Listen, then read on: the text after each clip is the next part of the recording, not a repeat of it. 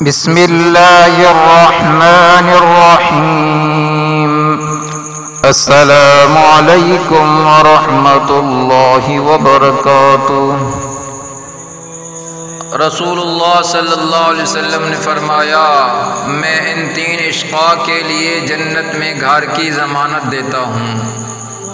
حق پر ہونے کے باوجود جھگڑا چھوڑ دیں، مذاق میں بھی جھوٹ نہ بولیں، اور جس کا اخلاق بہت ہی اچھا ہو اللہ سے رجوع کرنے میں دیر نہ کرو، بے شک اس نے عرش الہ پر تحریر لکھ دی ہے، میری رحمت میرے غضب پر بھاری ہے۔ خوب نام ہے محمد جس پر نقطہ بھی رب کو گوارا نہیں، ان کی محبت سے جو منہ پھیر لے دونوں جہاں میں اس کا گزارا نہیں۔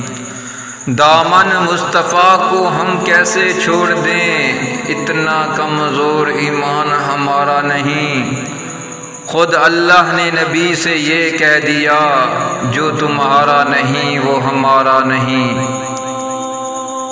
حضرت ابو سعید خدری رضی اللہ عنہ فرماتے ہیں کہ جناب رسول اللہ صلی اللہ علیہ وسلم کثرت سے اللہ تعالیٰ کا ذکر کرتے، بے مقصد بات نہ کرتے، نماز لمبی پڑھتے اور خطبہ مختصر ارشاد فرماتے۔ آپ صلی اللہ علیہ وسلم کسی بات پر ناک نہیں جھڑاتے اور کسی بیوہ یتیم یا غلام کے ساتھ اس کے کام کے لیے چلنے میں تکبر نہیں کرتے، اور جب تک اس کا کام نہیں ہو جاتا تھا ساتھ رہتے تھے۔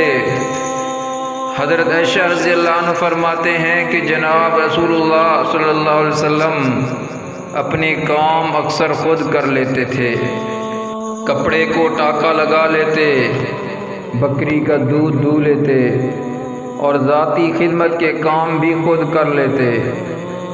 حضرت عائشہ رضی اللہ عنہ فرماتی ہیں کہ آپ صلی اللہ علیہ وسلم دوسرے روز کے لیے کوئی چیز ذخیرہ نہیں رکھتے تھے، اور جو کچھ ہوتا اسی روز خرچ کر ڈالتے۔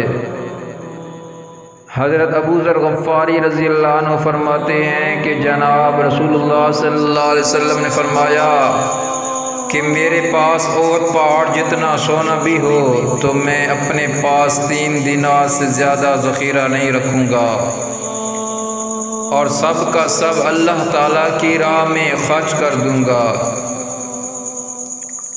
ابو سعید خدری رضی اللہ عنہ فرماتے ہیں کہ جناب رسول اللہ صلی اللہ علیہ وسلم کی خوراک بہت کم تھی، وہ اگر دوپہر کا کھانا کھاتے تو رات کا نہیں کھاتے تھے، اور رات کا کھانا کھا لیتے تو دوپہر کا نہیں کھاتے تھے۔